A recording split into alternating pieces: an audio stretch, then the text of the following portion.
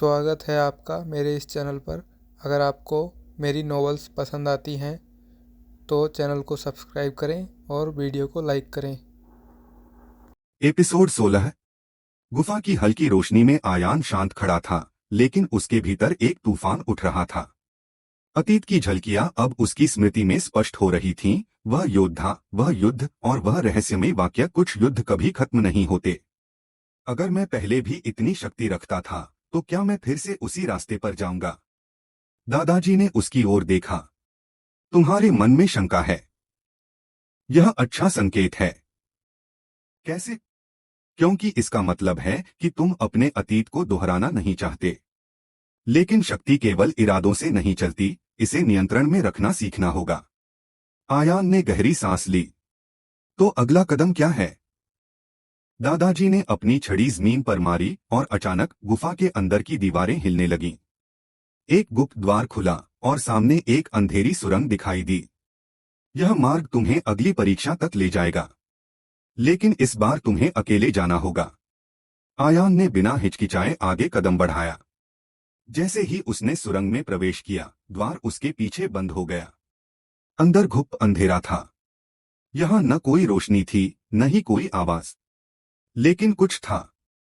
आयान ने महसूस किया कि वह अकेला नहीं था। कौन है वहां? कोई जवाब नहीं आया। लेकिन तभी एक हल्की सरसराहट सुनाई दी और अंधेरे में दो चमकती आंखें प्रकट हुईं। एक परछाई धीरे धीरे आकार लेने लगी। तुम यहाँ क्यों आए हो, आयान? उस आवाज में एक अजीब सी शांति थी, लेकिन उसमें छिपी शक्ति को नजरअंदाज नहीं किया जा सकता था। मुझे अपनी शक्ति को समझना है, परछाई ने हंसी भरी आवाज में कहा। तो फिर पहले अपने सबसे बड़े भय का सामना करो।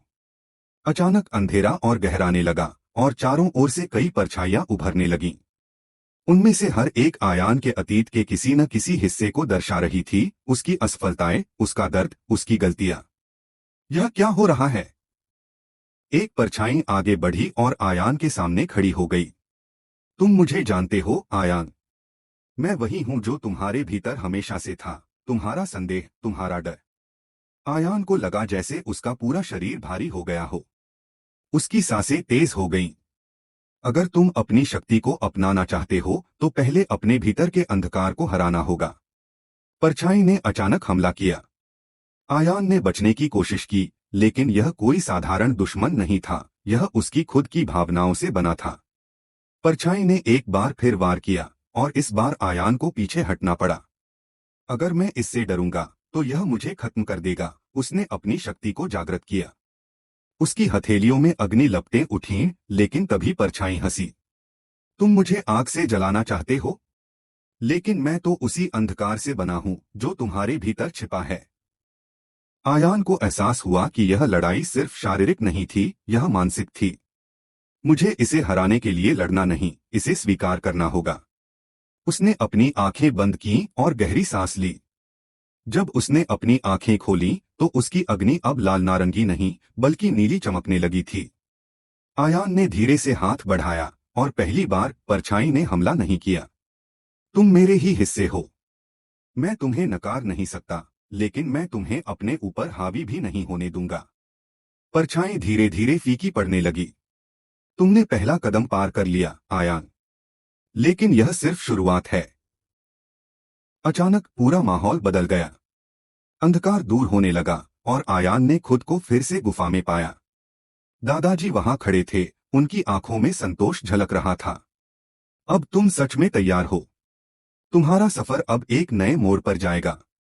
आयान ने अपनी हथेलियों को देखा। उसकी ऊर्जा अब पहले से कहीं ज्यादा स्थिर थी। अब समय आ गया है कि तुम्हें अगला रहस्य सौंपा जाए, प्रकाश और अंधकार का संतुलन। एपिसोड 17। गुफा के भीतर एक रहस्यमय शांति थी। आयान की आंखें अब भी हल्की नीली आभा से चमक रही थीं। यह परिवर्तन केवल बाहरी नहीं था, कुछ उसके भीतर भी बदल चुका था।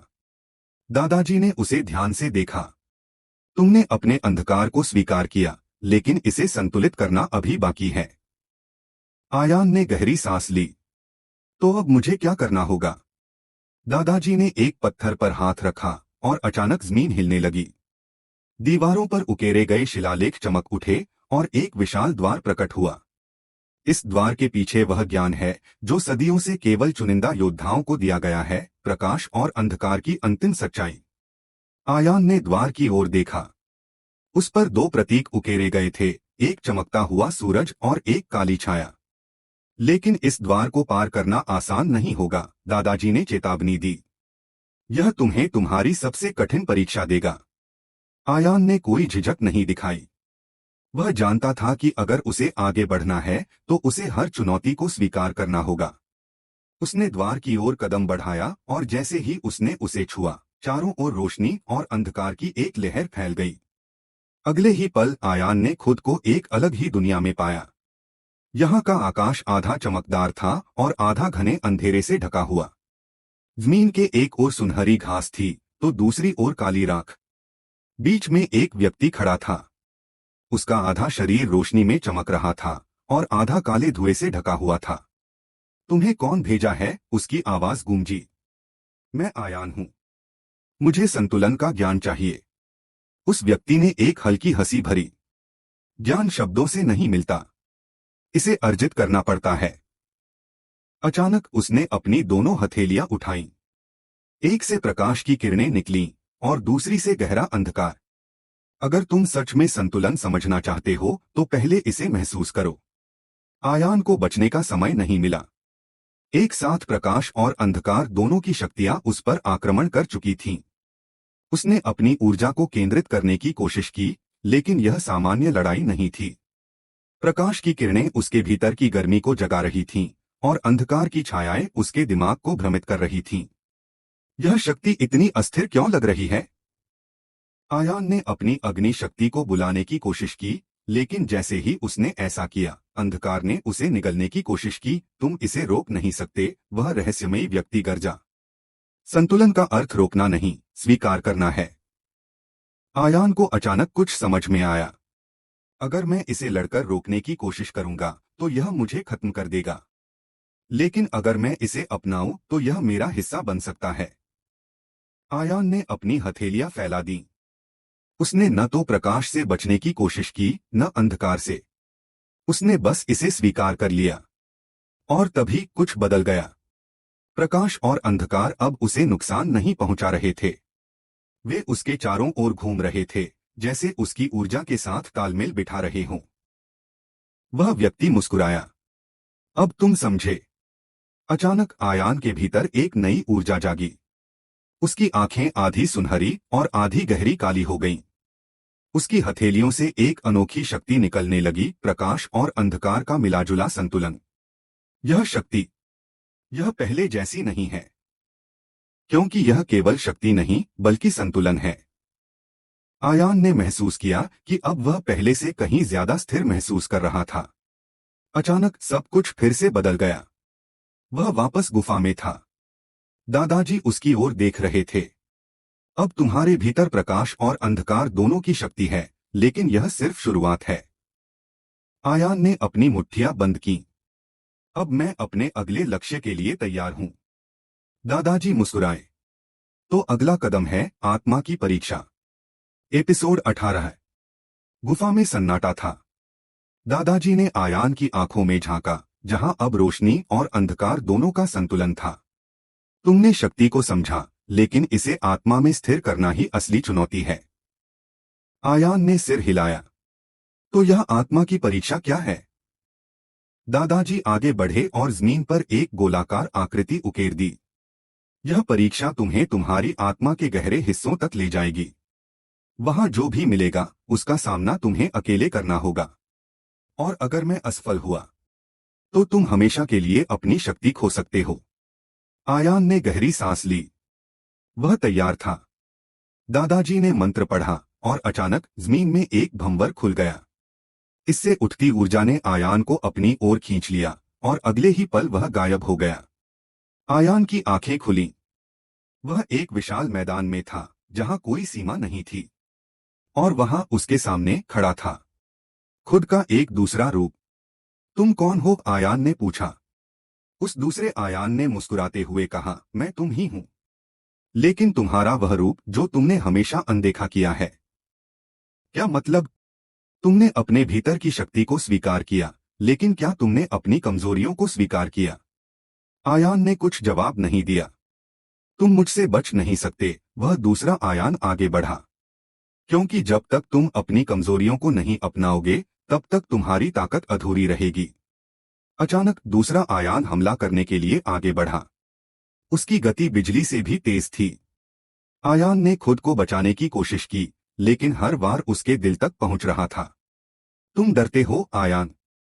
तुम्हें लगता है कि शक्ति ही सब कुछ है, लेकिन क्या तुमने खुद से कभी पूछा कि तुम्हें इसकी जरूरत क्यों है? आयान को समझ में आ रहा था, यह युद्ध बाहरी नहीं था, बल्कि आंतरिक था। मैं शक्ति इसलिए चाहता हूं ताकि मैं अपने अतीत की गलतियों को दोहरा न सकूं। तो क्या तुम अतीत से भाग रहे हो? आयान चौंका। क्या सच में वह बस अतीत से भागने के लिए खुद को मजबूत बना रहा था? उसके भीतर हलचल मच गई। वह रुक गया। अब वह न तो लड़ रहा था, न भाग रहा था। अगर मैं अपनी कमजोरियों से भागता रहूंगा, तो मैं कभी भी पूरा नहीं हो पाऊंगा। उसने अपनी आंखें बंद की और गहरी सांस ली। और जब उसने अपनी आंखें खोली, तो उसके सामने खड़ा दूसरा आयान मुस्कुरा रहा था। अब तुम तैयार हो? अचानक पूरा दृश्य बदल गया। आयान फिर से गुफा में था। दादाजी की आंखों में गर्व झलक रहा था। अब तुम केवल एक योद्धा नहीं रहे, बल्कि एक जागृत आत्मा हो। आयान ने अपनी हथेलियां देखी। अब उसकी ऊर्जा पूरी तरह से स्थिर थी। अब तुम्हारे सामने असली चुनौतियां आएंगी, और अब तुम उनका सामना कर सकोगे। एपिसोड 19। आयान अब पहले से कहीं अधिक शांत महसूस कर रहा था। आत्मा की परीक्षा ने उसे बदल दिया था।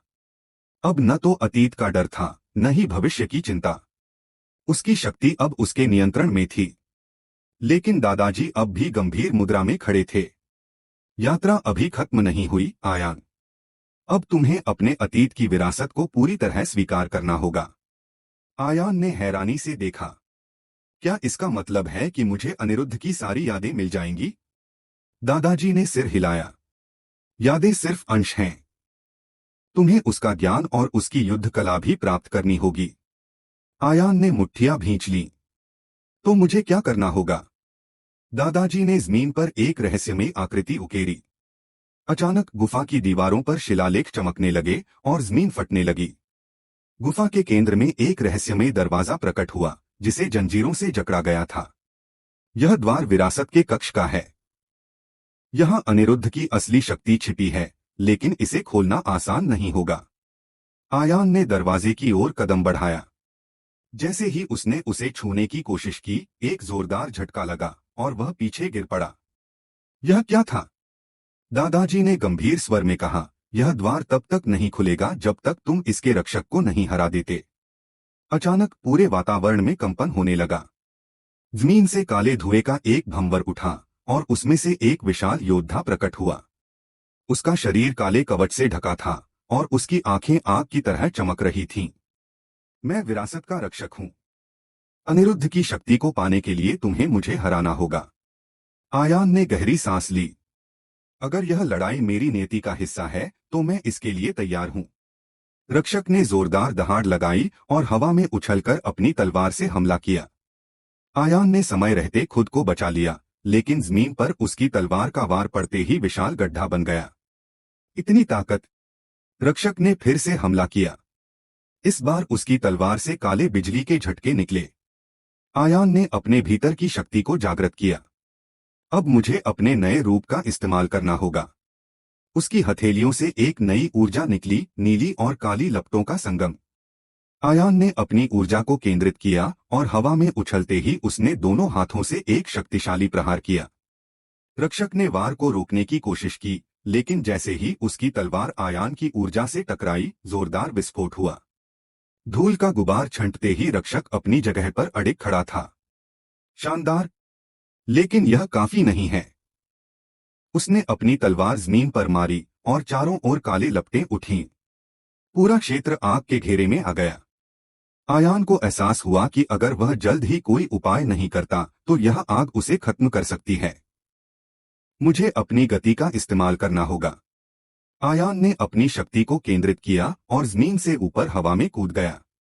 रक्षक ने हमला करने की कोशिश की, लेकिन आयान पहले से तैयार था। अब मेरी बारी। उसने एक साथ अपने दोनों हाथों से एक नया हमला किया। ध्रुव प्रहार। एक ओर से नीली अग्नि का तूफान उठा और दूसरी ओर से अंधकार की घनी परछाइयां। यह हमला इतनी तेजी से हुआ कि रक्षक खुद को बचा नहीं सका। उसकी कवच में दरारें पड़ गईं और वह जमीन पर गिर पड़ा। असंभव। तुमने संतुलन को समझ लिया। रक्षक धीरे धीरे गायब होने लगा। जैसे ही रक्षक गायब हुआ, दरवाजे की जंजीरें टूट गईं। दादाजी मुस्कुराए। अब तुम अनिरुद्ध की विरासत को पाने के लिए तैयार हो। आयान ने द्वार की ओर कदम बढ़ाया। जैसे ही उसने उसे खोला, एक चमकदार रोशनी फैली और एक गूंजती हुई आवाज सुनाई दी। अनिरुद्ध की विरासत केवल शक्ति नहीं, बल्कि एक जिम्मेदारी भी है। क्या तुम इसे स्वीकार करने के लिए तैयार हो? आयान ने बिना हिचकिचाए कहा, हाँ। एपिसोड 20। आयान के सामने एक तेज रोशनी थी। विरासत के द्वार के भीतर से आती यह रोशनी न सिर्फ उसकी आंखों को चौंधिया रही थी, बल्कि उसके भीतर की ऊर्जा को भी आंदोलित कर रही थी। तुमने दरवाजा खोला, लेकिन यह सिर्फ शुरुआत है। वह आवाज फिर से गूंजी। यह किसी व्यक्ति की नहीं थी, बल्कि जैसे किसी प्राचीन आत्मा की थी, जो सदियों से इस स्थान की रक्षा कर रही थी। आयान ने बिना झिझक कदम आगे बढ़ाया और जैसे ही उसने द्वार पार किया, चारों ओर की दुनिया बदल गई। अब वह किसी गुफा में नहीं था, बल्कि एक विशाल प्राचीन मंदिर के भीतर खड़ा था। यहाँ हर ओर दीवारों पर युद्ध की कहानियां उकेरी गई थीं। विशाल खंभों पर नक्काशी थी, एक योद्धा अकेले ही सैकड़ों दुश्मनों का सामना कर रहा था। लेकिन सबसे आश्चर्यजनक बात यह थी कि वह योद्धा कोई और नहीं, बल्कि अनिरुद्ध था। तो यह मेरा अतीत है, आयान बुदबुदाया। तभी मंदिर के केंद्र में एक चमकदार मंच प्रकट हुआ। जैसे ही आयान आगे बढ़ा, वह मंच अचानक जीवंत हो उठा। आयान को महसूस हुआ कि वह अब अपनी चेतना से बाहर जा रहा है। उसकी आंखों के सामने धुंधली छवियां बनने लगीं, युद्ध, रक्तपात, विजय और पराजय। और फिर अचानक वह खुद को एक पुराने युद्ध क्षेत्र में खड़ा पाया। चारों ओर जलते हुए महल, धूल और राख से भरा आकाश और जमीन पर पड़े अनगिनत शव। और ठीक उसके सामने खड़ा था अनिरुद्ध। लेकिन यह कोई छाया या स्मृति नहीं थी, यह असली था। अनिरुद्ध ने अपनी तलवार उठाई और सीधे आयान की ओर देखा। तुम कौन हो? आयान को कुछ समझ नहीं आया। मैं तुम्हारा पुनर्जन्म हूं। लेकिन अनिरुद्ध की आंखों में कोई आश्चर्य नहीं था। अगर तुम सच में मेरे उत्तराधिकारी हो तो इसे साबित करो। आग की लपटों से घिरा युद्ध क्षेत्र अचानक जीवंत हो उठा। अनिरुद्ध बिना कोई चेतावनी दिए आगे बढ़ा और अपनी तलवार से एक जबरदस्त प्रहार किया। आयान ने मुश्किल से खुद को बचाया, लेकिन झटका इतना जबरदस्त था कि वह पीछे की ओर गिर पड़ा। इतनी ताकत! अनिरुद्ध ने कोई मौका नहीं दिया। उसने दूसरा वार किया और इस बार आयान को पूरी शक्ति लगानी पड़ी बचने के लिए। अगर तुम वाकई मेरा पुनर्जन्म हो तो दिखाओ कि तुम क्या कर सकते हो। आयान ने अपनी ऊर्जा केंद्रित की और अपनी हथेलियों से नीली और काली लपटें निकाली। मैं हार मानने वालों में से नहीं हूं। अनिरुद्ध और आयान के बीच एक भयंकर युद्ध छिड़ गया। हर वार बिजली की तरह तेज था। अनिरुद्ध की तलवार इतनी भारी थी कि हर वार के साथ जमीन कांप जाती थी।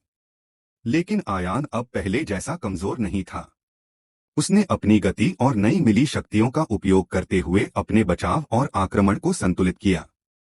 लेकिन फिर भी वह देख सकता था, अनिरुद्ध उससे कई गुना शक्तिशाली था। मैं इससे जीत नहीं सकता। वह बहुत ताकतवर है। लेकिन तभी अनिरुद्ध अचानक रुक गया। उसकी आंखों में एक चमक आई, जैसे वह कुछ देख रहा हो। तुम अब भी सोच रहे हो कि शक्ति से सब कुछ संभव है। लेकिन क्या तुमने कभी यह सोचा कि शक्ति के बिना भी कुछ हासिल किया जा सकता है? आयान हक्का बक्का रह गया। क्या मतलब? अनिरुद्ध ने अपनी तलवार जमीन में गाड़ दी।